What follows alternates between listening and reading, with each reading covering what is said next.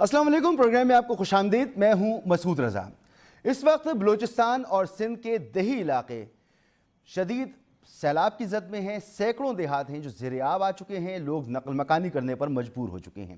دوسری طرف آج ٹائیگر فورس ڈے منایا جا رہا ہے اور تحریک انصاف کی قیادت نے ٹارگٹ رکھا کہ 35 لاکھ پودے آج لگانے ہیں، اور آج پورا دن اسی تک و دو میں تحریک انصاف کو ہم نے دیکھا کہ مختلف جگہوں پر یہ شجرکاری مہم چلتی رہی ہے۔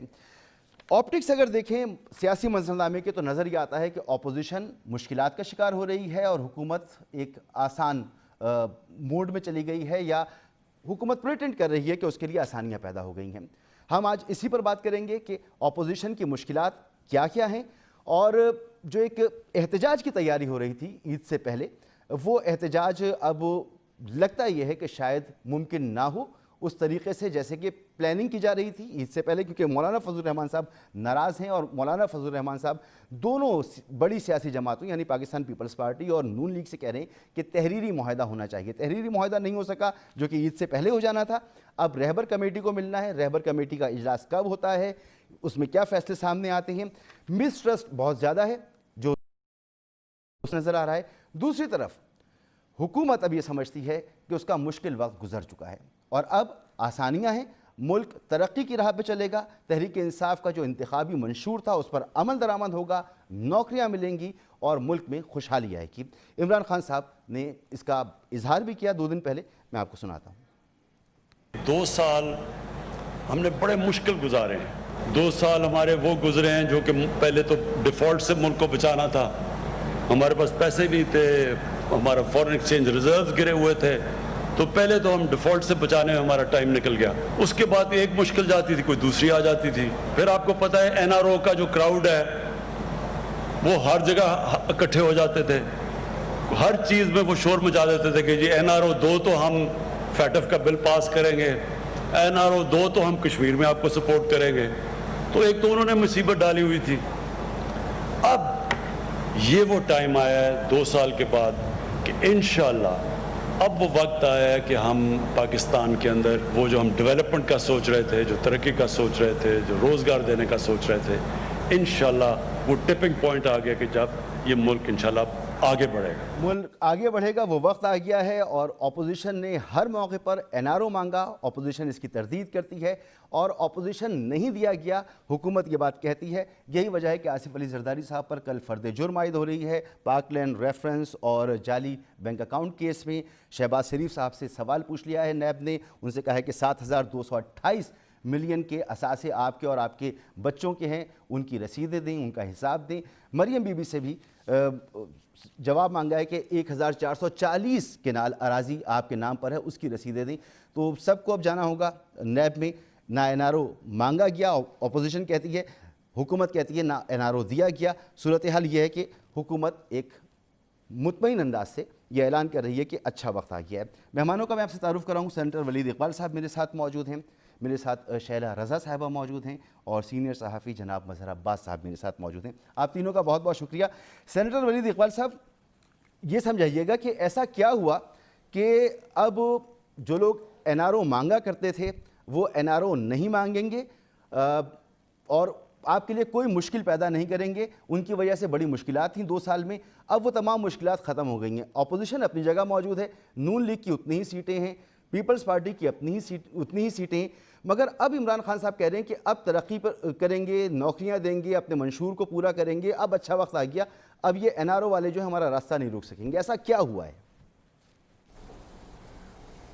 نہیں جی، ایک میں عرض کر دوں کہ یہ این آر او والوں نے کوئی مشکلات نہیں ڈالی ہوئی والی بات نہیں تھی اس طرح کی۔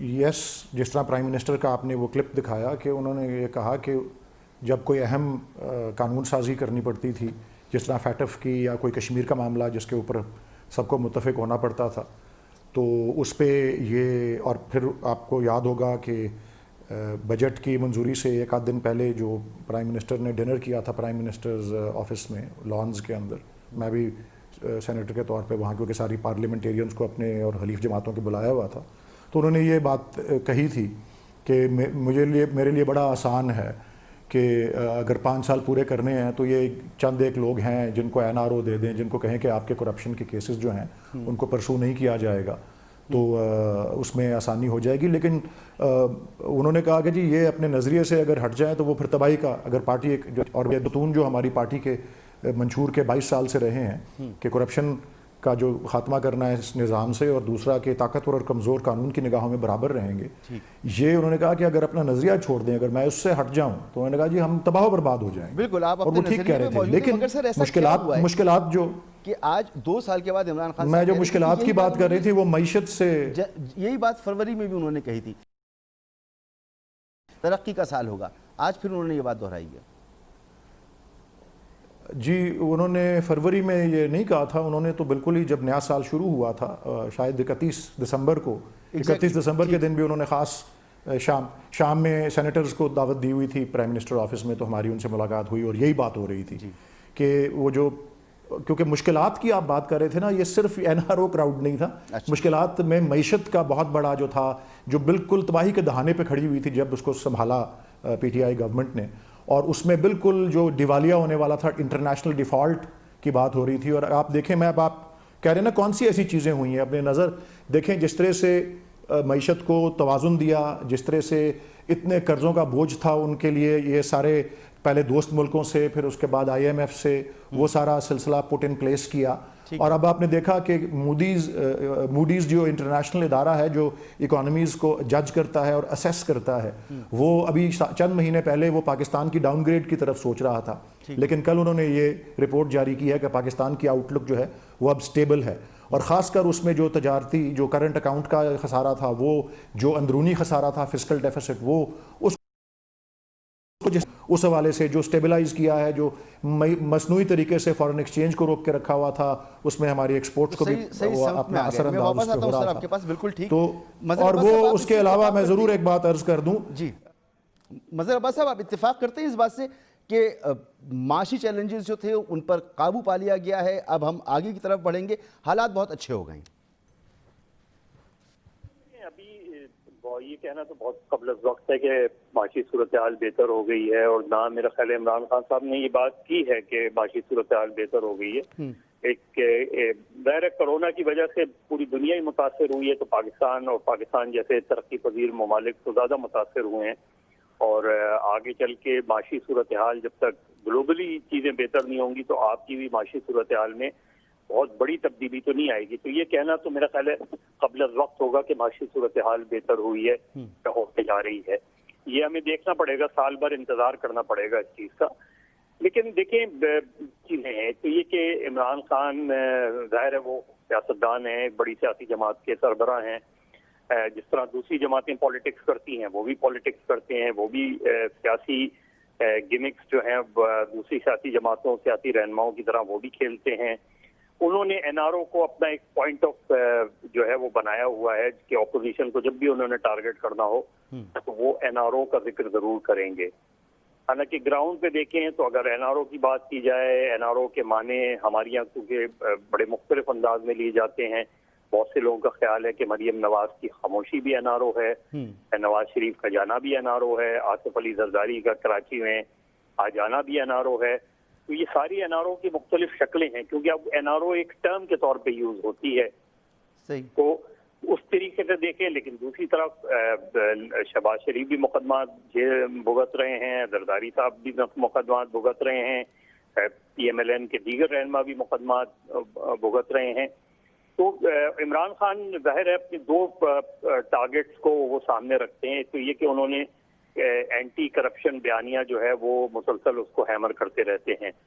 لیکن یہ کہنا کہ وہ اس بیانیے سے ہٹے نہیں ہیں، یہ میرا خیال ہے وہ درست نہیں ہوگا. اس کی وجہ یہ ہے کہ 2018 کے جب الیکشن سے پہلے عمران خان کا جو ویو پوائنٹ تھا اس میں تبدیلی آئی ہے. ظاہر ہے اس سے پہلے تو وہ یہ بھی نہیں چاہتے تھے کہ الیکٹیبلز کے ساتھ حکومت بھی نہیں جائے. PMLQ کے حوالے سے ان کا بڑا ایک مختلف جو ہے وہ بیانیہ تھا. لیکن PMLQ کو انہوں نے اپنا اتحادی بنایا اسی طریقے سے اور دیگر جماعتوں کو. تو یہ پالیٹکس میں تو یہ چیزیں ہوتی ہیں. لیکن عمران خان صاحب کا سب سے بڑا ایڈوانٹیج یہ ہوا ہے پوری اس 2 سالوں میں، ان کا سب سے بڑا ایڈوانٹیج اپوزیشن کی ناکامیاں ہیں.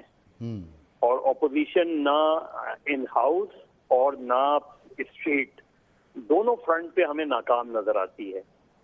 میں آپ سے یہ جاننا چاہ رہا تھا، مختصراً مجھے بتائیے گا، پھر میں واپس بھی آپ سے آ کے پوچھوں گا کہ یہ جیسے آپ فرما رہے ہیں کہ یہ ایک ٹول کے طور پر ہے، ہیمرنگ کرتے رہتے ہیں کہ اینٹی کرپشن کی جو ان کا نظریہ اس کو بیان کرتے رہیں، مگر کیا واقعی اس وقت جو وزیر اعظم کی گفتگو سے معلوم ہو رہا ہے کہ اب سب کچھ اچھا ہونے جا رہا ہے، یہ اوور کانفیڈنس ہے یا اس میں کوئی حقیقت ہے یا یہ پریٹینڈ کر رہے ہیں؟ دیکھیے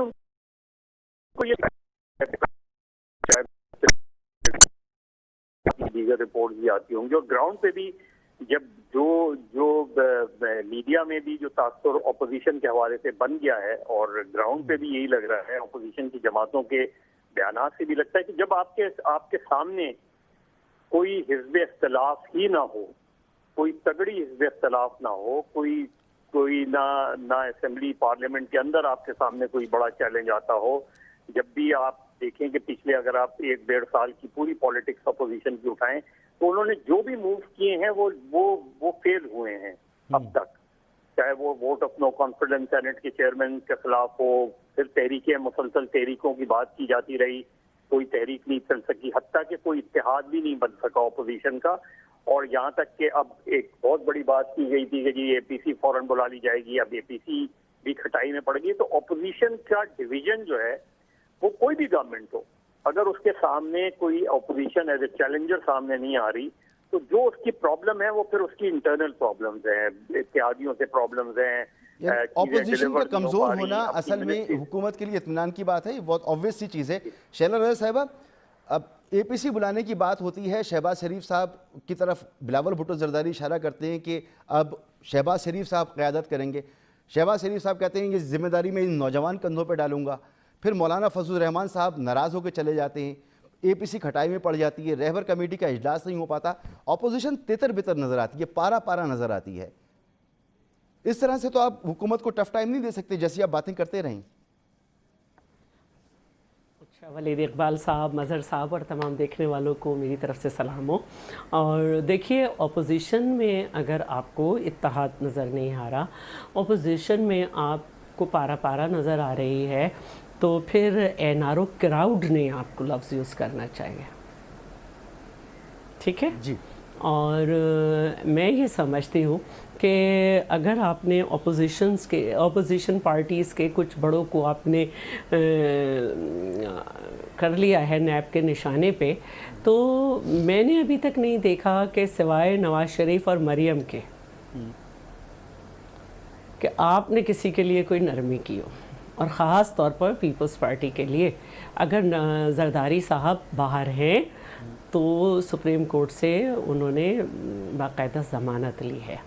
دوسری بات یہ ہے کہ ضمانت لی ہے، مریم نے بھی ضمانت، یہ میں نے ان دونوں کا نام کہا ہے کہ ان دو کے علاوہ این آر او مجھے کہیں نظر نہیں آ رہا. اور میں حیران ہوں کہ آپ کہتے ہیں کہ رپورٹس مینیج کرائی گئیں، میرے ساتھ شہباز گل نے کہا، اور وہی ڈاکٹر صاحب کو اب آپ نے جو ہے اتنا بڑا عہدہ دے دیا جو آپ کے شوکت خانم کے ہیں. تو میں اگر اپوزیشن میں اتحاد نہیں ہو رہا تو نہیں ہوگا. منیمم جو ایجنڈا ہے، منیمم پوائنٹس جو ہیں ایجنڈا کے، وہ اس پہ وہ کچھ کر سکتے ہیں، اس لیے کہ بالکل مختلف الخیال پارٹیز ہیں. اور ظاہر ہے کہ ہمیں نون لیگ کی جو اسٹیپنگ ہے، جو مختلف جگہ پہ ہمیں کہہ سکتے ہیں کہ سینٹ کے بھی معاملے میں نظر آیا، اس میں ہمیں سمجھ بھی آ رہا ہے. لیکن میں ایک بات ضرور کہوں گی کہ اپوزیشن آپ کے لیے اس وقت آئیڈیل ہے. آپ نے اسے کراؤڈ کیسے کہا؟ اور اگر آپ کو اس سے کوئی مسئلہ ہی نہیں ہے اور آپ این آر او دینا ہی نہیں چاہتے، اصل بات جو ہے وہ یہ ہے کہ پینڈیمک تو آیا ہے مارچ کے آخر میں. لاسٹ ایئر آپ نے جی ڈی پی 1.9 کر دی تھی، اور جو آپ نے کہا تھا کہ 1 کروڑ نوکریاں اور 50 لاکھ گھر، وہ پہلے سال میں آپ کچھ بھی نہیں دے سکے، دوسرے سال میں آپ نے کرونا کا کارپیٹ ڈال دیا اس پہ. اور میں یہ دعویٰ کرتی ہوں، حکومت کمفرٹ زون میں ہے، کہ آپ کا نعرہ ضرور ہو سکتا تھا کہ آپ کرپشن کا خاتمہ کریں گے. آپ کے دور میں کرپشن بڑھی ہے، اور اسٹیٹسٹکس ڈپارٹمنٹ کی رپورٹ ہے, میری نہیں ہے, کہ نواز شریف صاحب کے دور میں غربت میں کمی آئی, کیونکہ 5 سال کے بعد 5 مسلسل ڈیموکریسی کے سال ہوئے. یہ میں نے نہیں کہا. یہ اور دوسری بات جو میں یہ کہنا چاہ رہی ہوں, آخری بات کہنا چاہ رہی ہوں, میں وہی پتہ کہنا چاہ رہی ہوں. کل میں نے اسٹیٹ بینک کا پورا اسٹیٹمنٹ پڑھا تھا جس میں تمام فگر دی گئی تھیں, تو صداقت عباسی ایک فٹ اچھل رہے تھے کہ یہ غلط فگر ہے, اور میں انہیں بتا رہی تھی یہ دیکھیں میں دیکھ کے پڑھ رہی ہوں. تو میں یہ کہہ رہی ہوں کہ ہم خاموش بیٹھ جاتے ہیں. یہ 1 سال کیا 2 سال میں معیشت کو ایسا کر دیں کہ 1 کروڑ نہیں تو 1 لاکھ نوکریاں دیتے. میں اتنا گراف گرا دیتی ہوں. یہ نہیں چلا سکتے. اور جو کشمیر کی انہوں نے بات کی, کشمیر پہ اگر کوئی پالیسی ہوتی, چاہے آپ نے نقشہ کاغذ پہ بڑا کیا, ہم نے ساتھ دیا. چلیں بہتر, آپ نے ساتھ دیا, مگر سوال تو وہی ہے کہ اپوزیشن جو بار بار یہ کہہ رہی تھی یہ حکومت نہیں چل سکتی, اس کو نہیں چلنے دیا جائے گا, آج وہ اپوزیشن کمزور نظر آ رہی ہے اور حکومت جو ہے وہ بہتر. ایک بریک لیتے ہیں, بریک کے بعد سینیٹر جاوید عباسی بھی پروگرام میں ہمارے ساتھ موجود ہوں گے, اسی پر مزید بات کریں گے ایک بریک کے بعد.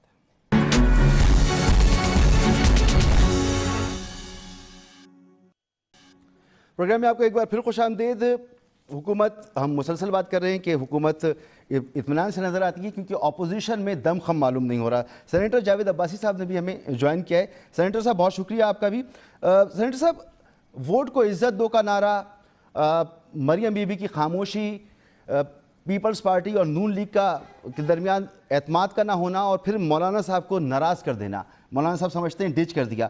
ایک کے بعد ایک غلطیاں کرتی رہی اپوزیشن, اور آج یہ حال ہے کہ آپ لوگ نیب کے کیسز بھی بھگتیں گے, آپ لوگوں کی کوئی بڑا احتجاج بھی سامنے نظر نہیں آ رہا, اپوزیشن متحد نہیں ہے.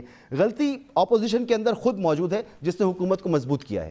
بہت شکریہ جناب. دیکھیں, ساری دنیا میں جہاں بھی ڈیموکریسی ہے اور ویسٹ منسٹر ڈیموکریسی ہے, وہاں اپوزیشن کا کام ہوتا ہے کہ وہ حکومت کو اکاؤنٹیبل ٹھہراتی ہے, وہ حکومت کو کرٹیسائز کرتی ہے ان پالیسیز کے اوپر جو پالیسیز غلط بنا دی جا رہی ہیں.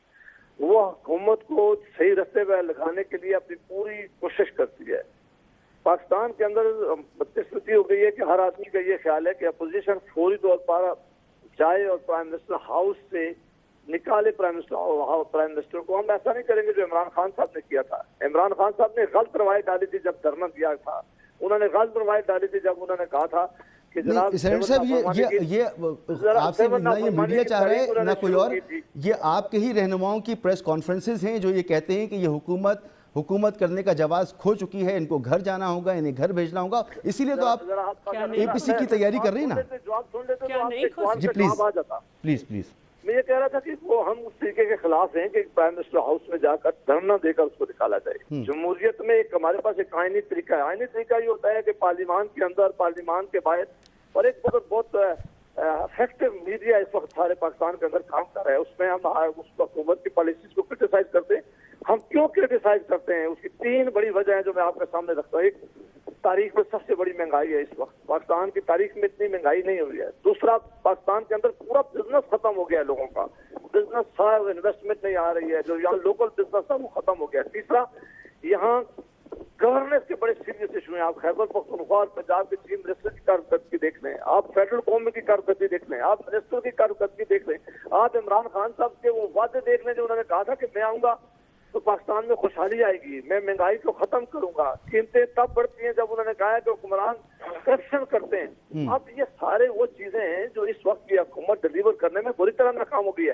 لیکن ہم نے فوراً اس لیے بھی نہیں گرایا کہ کل عمران خان صاحب پھر کہتے کہ جی میری حکومت فوری نہ ہٹا دیتے تو میں اپنا ایجنڈا امپلیمنٹ کر سکتا تھا, میں اپنی معاشی پالیسی ٹھیک کر سکتا تھا, میں اپنی اکنامک پالیسی یہاں بہتر کر سکتا تھا, میں قیمتیں نیچے لا سکتا تھا, میں نوکریاں دے سکتا تھا. یہ وہ وعدے تھے جو عمران خان صاحب کے. ہم نے کہا کہ ہم ان کو پورا وقت دیتے ہیں کہ اگر ان کے پاس کوئی ایجنڈا ہے, ان کے پاس کوئی ٹیم ہے, یہ پاکستان میں کوئی بہتری لا سکتے ہیں, یہ پاکستان کے لوگوں کی زندگی میں کوئی خوشحالی لا سکتے ہیں, اگر یہ غربت میں کمی لا سکتے ہیں تو ضرور لائیں.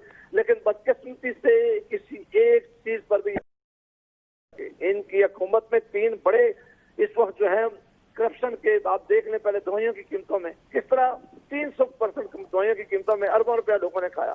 پھر چینی اور گندم کا سکینڈل دیکھ لیں, ابھی پیٹرولیم کا سکینڈل دیکھ لیں. اب یہ ہم کہہ رہے ہیں کہ اخلاقی طور پر یہ حکومت اپنا جواز کھو چکی ہے، لیکن ابھی بھی میں یہ کہہ رہا ہوں کہ ہم کوئی غیر آئینی کام نہیں کرنا چاہتے. ہمارے پاس وہ سارے آپشن موجود ہیں. ابھی کچھ ہی دنوں میں اے پی سی کی ہماری کانفرنس میٹنگ ہونے والی ہے، اس میں یہ ساری چیزیں اپوزیشن کی پارٹیز کے سامنے رکھی جائیں گی. پھر جو بھی وہ لائے عمل انشاءاللہ بنائیں گے اس پر ساری پارٹی جو ہیں وہ ضرور عمل کریں گی، عمل درآمد کریں گی. ٹھیک ہے، میں واپس آتا ہوں. سینیٹر ولید اقبال صاحب، مجھے آپ سے سوال مظہر عباس صاحب کا، آپ کی اجازت سے. مظہر عباس صاحب، اپوزیشن کی گفتگو بھی آپ نے سن لی. کیا واقعی اپوزیشن کے پاس اب بھی تمام آپشنز موجود ہیں؟ اب کہہ رہے ہیں کہ اخلاقی طور پر حکومت کو گھر چلے جانا چاہیے.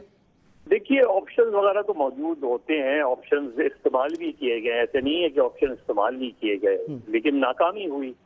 اصل چیز جس چیز کو جاوید عباسی صاحب یا شیلا رضا صاحبہ نہیں ایکسیپٹ کر رہے وہ یہ کہ یہ ایکسیپٹڈ فیکٹ ہے. یہ مسئلہ نہیں ہے کہ جو ہے دونوں یا تینوں یا چاروں جماعتوں کے مختلف نظریات ہیں، وہ تو ہوتے ہی ہیں، لیکن ماضی میں بھی تو اتحاد بنے ہیں.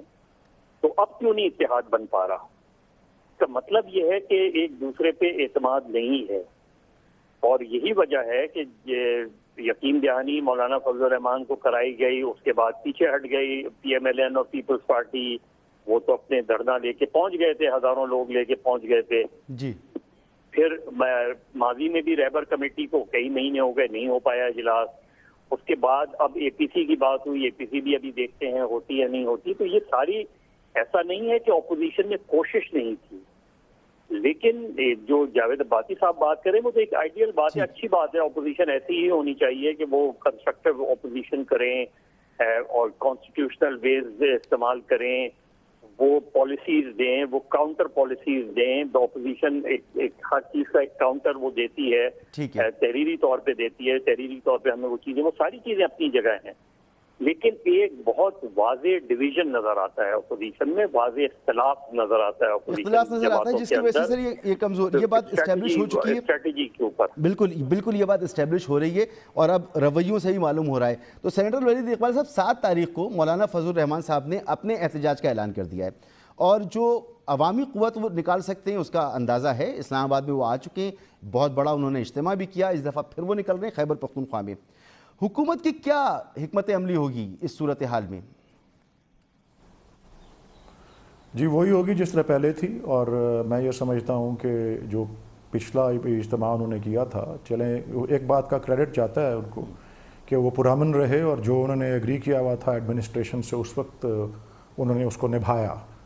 اور باقی اپوزیشن پارٹیز جو ہیں انہوں نے ساتھ نہیں دیا. تو میں ان کی بھی، یہ نیشنل پارٹی تو ویسے ہی نہیں ہے، مقامی سطح کی یہ جو مولانا صاحب کی پارٹی ہے، ان کی پاکٹس آف سپورٹ جو ہیں وہ بلوچستان میں کچھ ہے اور کچھ خیبر میں ہے. تو میں انہی کے الفاظ میں اور انہی کے انداز میں کہوں گا کہ وہ جو پچھلا احتجاج تھا اس میں کیا آیا اور اب اگر کریں گے تو کیا آئے گا. جس طرح وہ خود ہی کہتے ہیں نا کہ کھودا پہاڑ اور نکلا چوہا، تو میرے خیال میں تو یہی ہوگا. اس کے علاوہ میں یہ بھی عرض کرنا چاہ رہا تھا کہ قاف لیگ کی قیادت نے ان سے مذاکرات کیے تھے، استعفیٰ یا استعفے جیسی چیز کا یقین دہانی کرائی گئی تھی، وہ یقین دہانی پوری نہیں ہوئی. مولانا صاحب پبلک تو جمع کر لیتے ہیں، بہت بڑی پبلک کے ساتھ وہ باہر نکلتے ہیں، مشکل تو پیدا کر سکتے ہیں. میرے خیال میں جی وہ نہیں پیدا کر سکتے. اگر دوبارہ نکلے اور اگر انہوں نے دوبارہ کوشش کی اس طرح کرنے کی، جہاں بھی کہیں کریں، وہ خیبر میں کریں یا اسلام آباد میں کریں، ان کو میں سمجھتا ہوں کہ ان کو وہاں سے تھکا کے ہم فارغ اور کال آف کرنے میں یا واپس لینے میں اپنا احتجاج جو ہے کامیاب ہو جائیں گے. جس طرح پچھلی دفعہ ہوئے تھے اس میں کوئی حلیف جماعت ساتھ دے اس حوالے سے یا نہ بھی دے.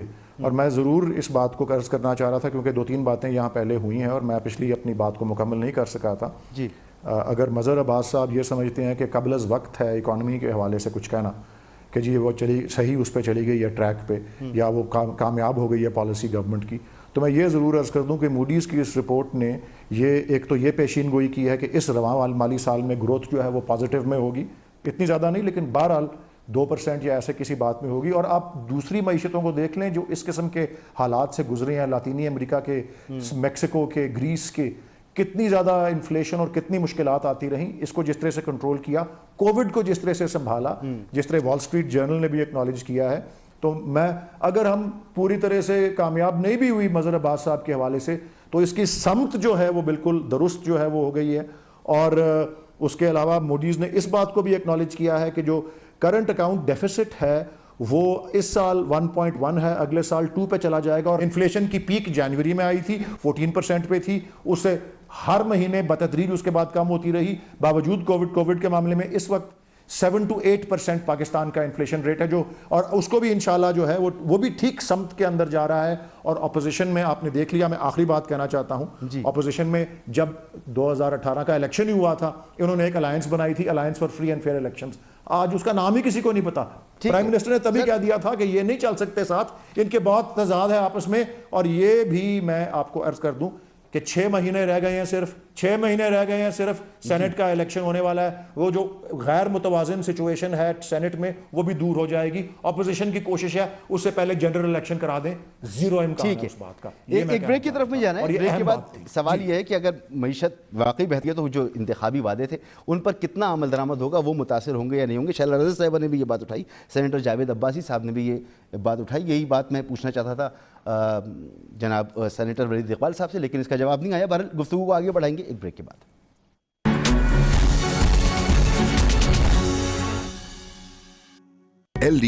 پروگرام میں ایک بار پھر خوش آمدید. شیلا رضا صاحبہ, آپ سے مجھے سوال کرنا ہے لیکن سینیٹر جاوید عباسی صاحب کچھ کہنا چاہ رہے ہیں, تو بس ان کے فوری بات میں آپ کے پاس آتا ہوں. سینیٹر صاحب, آپ نے گفتگو سنی بریک سے پہلے سینیٹر ولید اقبال صاحب کی. میرا سوال وہی تھا کہ جو ٹارگیٹس تھے حکومت کے وہ حکومت کیسے پورا کر پائے گی, اس کا جواب نہیں آیا میرے پاس.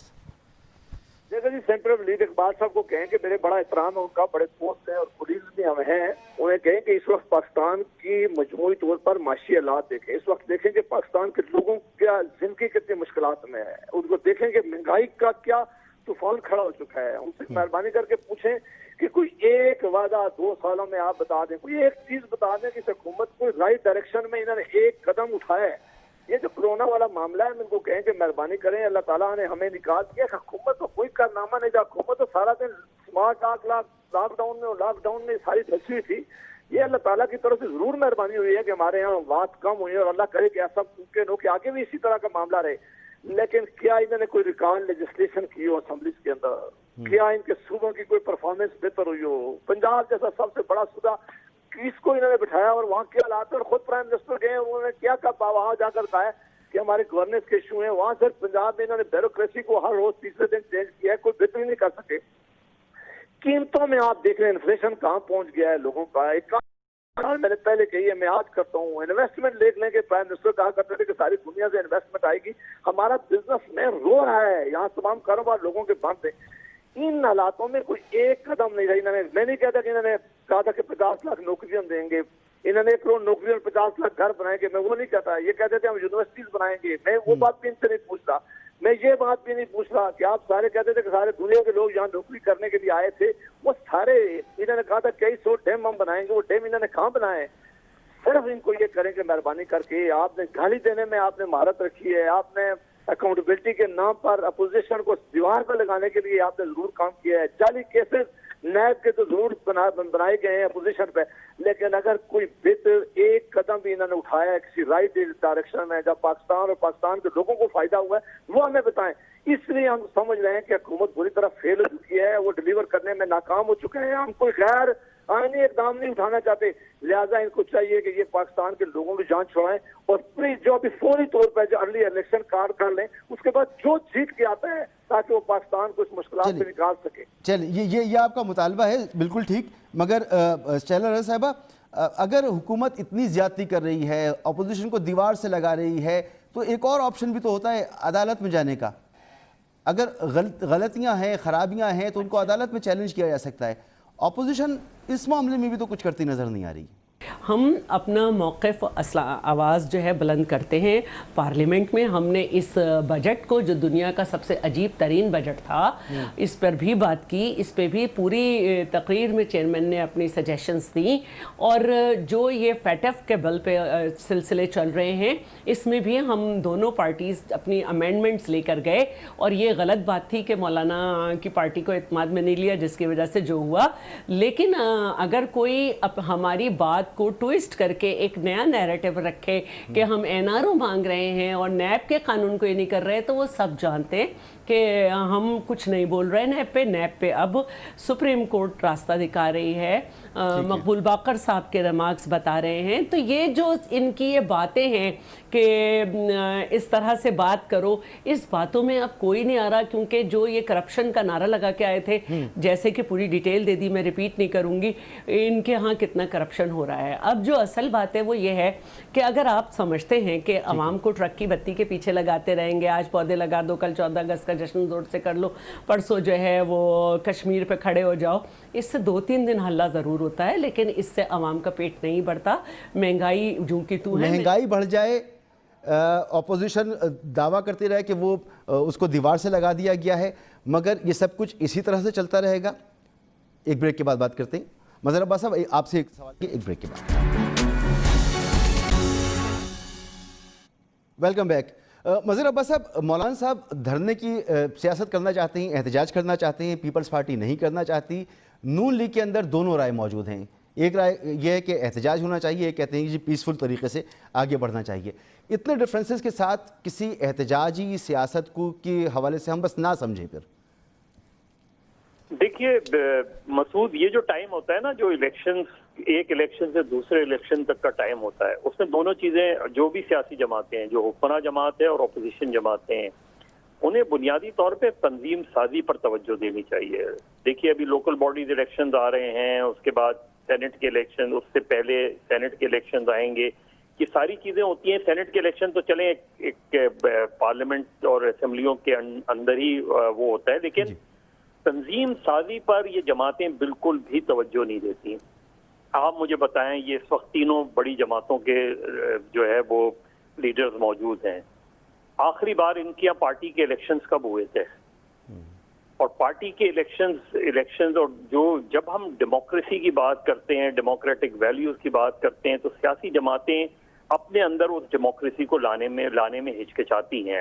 انفارچونیٹلی بدقسمتی ہے ہماری کہ ہمارے یہاں صرف ٹی وی ٹاک شوز کی حد تک، ایک دوسرے پہ الزامات کی حد تک پولیٹکس تو ہوتی ہے، لیکن جو سیاست کی اصل چیز ہے، اصل جڑ ہے سیاست کی، کہ سیاسی جماعتوں کو اپنے اندر جمہوری روایات کو فروغ دینا چاہیے، انتخابات کو فروغ دینا چاہیے، تنظیموں کو فروغ دینا چاہیے. اس پہ بدقسمتی سے مجھے کہیں بھی پروگریس نظر نہیں آتی. ٹھیک. ولید اقبال صاحب، آپ پر الزام یہ ہے کہ آپ نے اپوزیشن کو دیوار سے لگا دیا ہے. یہ الزام، اس کا اثر زائل کرنے کے لیے آپ کیا کہہ سکتے ہیں کہ آپ نے اپوزیشن کو دیوار سے نہیں لگایا ہے؟ اپوزیشن اگر کوئی رول پلے نہیں کر پا رہی، جو وہ باتیں کہہ رہے ہیں اس پر صرف اور آپ اس پہ کان بھی نہیں دھر رہے، وہ باتیں کر رہے ہیں اور آپ بس ان کے انسنی کر رہے ہیں ان کو، تو اس میں اپوزیشن کی اپنی غلطیاں ضرور ہوں گی، لیکن یہ آپ پر جو الزام ہے کہ آپ نے اپوزیشن کو دیوار سے لگا دیا ہے، اس کے جواب میں آپ کیا کہیں گے؟ دیکھیں، بات یہ ہے کہ انہوں نے جواب دینے ہیں کہ یہ اتنے پیسے ان کے پاس کہاں سے آئے، اتنے اثاثے ان کے پاس کہاں سے آئے، یہ فیک اکاؤنٹس کا اس میں کتنی رقم انوالوڈ ہے، یہ کیسز کی نوعیت اور سنگینی کیا ہے، اس کے انہوں نے جواب دینے ہیں. وہ نیب کو دینے ہیں. میں نیب کا ترجمان تو نہیں ہوں. نیب اگر اچھی کام کر رہا ہے یا برا کام کر رہا ہے وہ نیب کے کھاتے میں جائے گا. ہمارا وہ ایک ہمارے گورنمنٹ نے نہ کسی ادارے کو یہ اس پہ اوپر اثر ڈالنے کی کوشش کی ہوئی ہے کہ آپ فلاں کو دبائیں یا فلاں کو نہ دبائیں، ہمارے بندوں کو نہ دبائیں، دوسروں کو. وہ اپنے کارروائی کر رہے ہیں، اور میرے خیال میں کیسوں کی سنگینی کی وجہ سے وہ زیادہ اتفاق یہ ہے کہ جنہوں نے 20 سال حکومت کی ہے، 30 سال 40 سال حکومت کی ہے، ظاہر ہے ان کے پاس زیادہ سنگینی اور زیادہ وہ ہوگا. ٹھیک ہے، میں انکار نہیں کر رہا کہ ایسے موجودہ حکومت میں بھی افراد ہیں جو نیب کے نشانے پہ ہیں، اور جب یہ ہوتا ہے تو حکومت کہتی ہے انصاف ہو رہا ہے، جب ان کے اپوزیشن کہتی ہے انصاف ہو رہا ہے، جب ان کے لیڈرز کو کوئی کرتا ہے تو کہتے ہیں انتقام ہو رہا ہے. بہت شکریہ سر، وقت ختم ہو گیا. تھینک یو سو مچ. مقبول باقر صاحب کی ججمنٹ آپ نے دیکھ لی ہے. جناب سینیٹر صاحب شیلا رضا صاحبہ، جناب مظہر عباس صاحب، گفتگو آپ نے سنی. احتجاج کی جو تیاری کر رہی تھی اپوزیشن، وہ تو کھٹائی میں پڑتا نظر آ رہا ہے، اس کا کوئی امکان موجود نہیں ہے. حکومت کمفرٹ زون میں نظر آ رہی ہے. بہت اہم بات کی مظہر عباس صاحب نے کہ سیاسی جماعتوں کو اپنی جماعتوں کے اندر سیاسی اقدار کو فروغ دینا چاہیے، الیکشنز کرانے چاہیے، وہاں جمہوریت کو پنپنے دینا چاہیے، تبھی ملک میں جمہوری کلچر مضبوط ہو سکتا ہے. اجازت دیجیے، اللہ حافظ.